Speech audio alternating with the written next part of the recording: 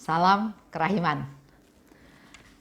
Saya ingin memperkenalkan diri saya dulu, karena ada beberapa pertanyaan bertanya.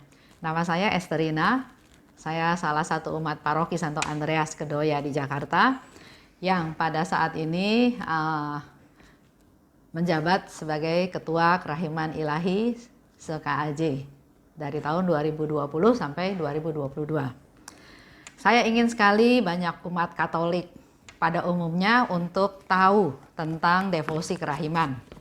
Semuanya kurang lebih sebagian besar diambil dari apa yang dicatat oleh Santa Faustina, Diary Santa Faustina.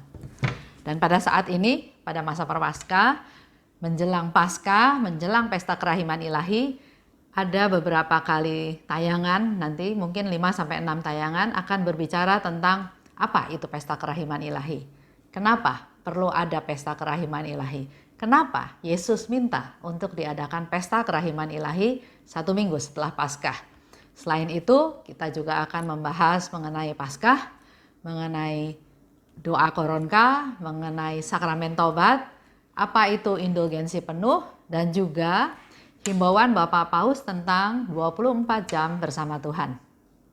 Semoga kita semua bisa saling dikuatkan untuk mempersiapkan diri untuk Paskah dan Pesta Kerahiman Ilahi.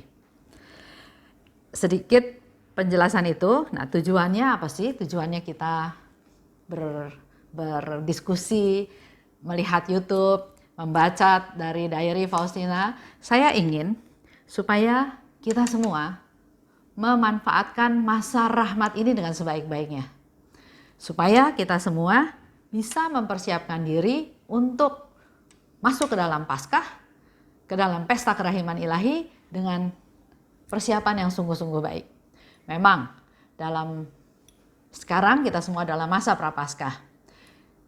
Minggu keempat, menjelang minggu keempat, yaitu Jumat dan Sabtu, menjelang minggu Prapaskah yang keempat, itu ada himbauan dari Bapak Paus Fransiskus untuk suatu acara yang disebut 24 jam bersama Tuhan. Pertama sekali dicetuskan oleh Bapak Paus pada tahun yubileum Kerahiman Ilahi. Pada tahun yubileum luar biasa Kerahiman Ilahi tahun 2015-2016. Dan itu menjadi satu himbauan, satu ajakan agar ini boleh menjadi tradisi baru di Gereja Katolik. Tradisi baru di Gereja Katolik supaya dalam masa Prapaskah itu dilakukan setiap tahunnya pada Jumat, Sabtu menjelang minggu keempat masa Prapaskah. Nah, pertanyaannya adalah kenapa? Kenapa ada himbauan seperti ini? Agar semua umat Katolik datang pada kerahiman Allah. Agar kita bisa lebih merasakan, meresapi, mendalami arti kerahiman Allah.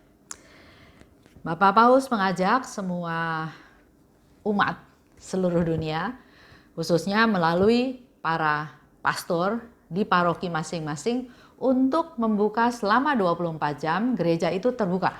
Terbuka selama 24 jam untuk bisa merasakan kerahiman Tuhan. Yaitu para romo, para pastor diundang untuk bisa memberikan, menerimakan sakramen rekonsiliasi, sakramen tobat kepada siapapun umat yang datang padanya. Periode ini bisa juga disebut sebagai perayaan pengampunan. Karena setelah Jumat, Sabtu 24 jam bersama Tuhan, hari Minggunya adalah disebut Minggu Sukacita. Masa Prapaskah minggu keempat adalah Minggu Sukacita. Ini yang diharapkan oleh Bapak Paus, supaya semua umat Katolik bisa merasakan kerahiman Tuhan dengan menerima sakramen tobat, dengan bersama menyiapkan waktu selama 24 jam bersama Tuhan. Kita bisa sungguh-sungguh lebih merasakan betapa Tuhan itu maha baik dan maha rahim. Sebagai tambahan referensi bisa juga nanti baca dari buku Bula dari Bapak Yohanes Paulus II. Judulnya Dives Misericordia, yang disebut Allah kaya, akan kerahiman. Untuk tahun ini, mungkin ada banyak yang belum mengadakan. Oleh sebab itu saya menginformasikan bahwa di Santo Andreas Kedoya, di Paroki Santo Andreas Kedoya, kami mengadakan 24 jam bersama Tuhan, yaitu dari tanggal 20 Maret jam 6:30 sampai tanggal 21 Maret jam 5:30, 6:30. Selain nanti ada beberapa jam pemberian sakramen tobat, juga kami mengundang Bapak Ibu untuk hadir untuk kita beradorasi selama masa itu. Kita beradorasi di kapel, kita sungguh-sungguh menyediakan waktu untuk Tuhan dalam periode 24 jam bersama Tuhan ini. Tujuannya supaya semakin siap untuk menyambut Paskah, Yesus bangkit. Untuk masuk ke dalam pesta kerahiman ilahi. Karena di dalam diary disebutkan, Paskah itu seperti bunga. Kerahiman ilahi, pesta kerahiman ilahi itu seperti buah. Yesus bangkit pada waktu Paskah. 1 minggu kemudian Yesus datang membawa hadiah yang luar biasa, yaitu indulgensi penuh. Penghapusan dosa dan hukuman. Khusus mengenai indulgensi penuh akan dibahas, akan dibicarakan pada sesi yang mendatang. Tapi sekarang karena waktunya sudah mendesak, yaitu tahun 2020 adalah tanggal 20 dan 21 Maret, maka saya harap teman-teman di paroki boleh mulai usul untuk mengadakan 24 jam bersama Tuhan ini. Kalau tidak bisa dilaksanakan karena sudah terlalu mendadak, mari melihat daftar di mana saja. Dan kami mengundang di Santo Andreas ada 24 jam bersama. Jadi saya coba merangkum dan saya coba melihat tujuan diadakan 24 jam bersama Tuhan ini adalah supaya kita semakin siap dalam merayakan pesta Paskah, Yesus bangkit, dan juga 1 minggu kemudian kita merayakan pesta kerahiman ilahi yang Yesus minta berulang kali, bahkan sampai 14 kali kalau kita baca dari diary Faustina ini.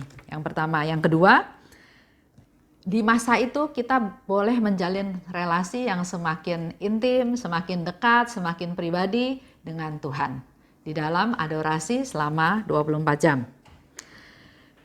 Juga dengan begitu kita mau sungguh-sungguh merenungkan tentang, meresapi, merenungkan, mengetahui tentang misteri-misteri Tuhan.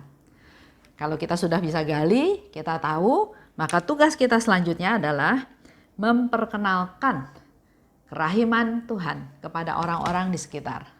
Supaya pada saat pesta kerahiman, banyak umat yang mau hadir. Banyak orang yang tahu tentang kenapa perlu ada pesta kerahiman. Kenapa Yesus memberikan hadiah spesial, indulgensi penuh kepada umat-umatnya, kepada kita semua.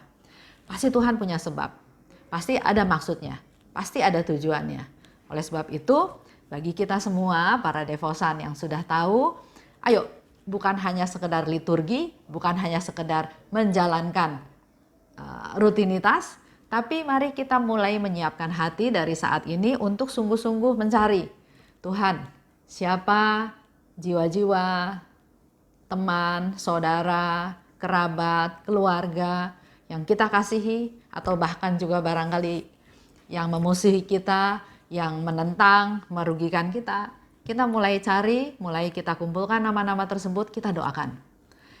Doakan mereka supaya mereka juga sungguh boleh merasakan kerahiman Tuhan melalui pesta kerahiman ilahi. Seperti disebutkan dari diary nomor 742, saya baca ya. Putriku, kalau melalui engkau, aku minta agar manusia menghormati kerahimanku. Hendaknya engkau menjadi orang pertama yang unggul dalam harapan kepada kerahimanku ini. Aku minta agar engkau melaksanakan perbuatan-perbuatan kerahiman yang harus muncul dari kasih kepadaku. Kapan saja dan di mana saja engkau harus mengamalkan belas kasihan kepada sesama. Engkau tidak boleh menghindarinya atau berusaha mencari-cari dalih untuk membebaskan diri darinya. Aku memberi engkau 3 cara untuk mengamalkan belas kasihan terhadap sesama. Yang pertama, perbuatan. Yang kedua, perkataan. Yang ketiga, doa. Dalam ketiga cara inilah tercakup sepenuhnya karya belas kasih. Dan semua itu merupakan bukti kasih-Mu kepadaku yang tak dapat dibantah. Dengan sarana-sarana ini, suatu jiwa memuji dan menghormati kerahimanku. Jadi, setelah kita tahu tentang kerahiman Tuhan, kita resapi, kita renungkan, kita hayati, langkah selanjutnya adalah kita perlu memperkenalkan kerahiman Tuhan tersebut. Yang perlu nyata dari 3 perbuatan tersebut, yaitu apakah dalam doa-doa kita, dalam perkataan kita, dalam perbuatan kita. Itu yang Yesus katakan, bukti kasih-Mu kepadaku yang tidak dapat dibantah. Mari kita sama-sama menyiapkan diri menjelang Paskah dan Pesta Kerahiman agar sungguh-sungguh kita boleh menyenangkan Tuhan dengan banyak membawa jiwa-jiwa kepadanya. Sekali lagi terima kasih. Salam kerahiman.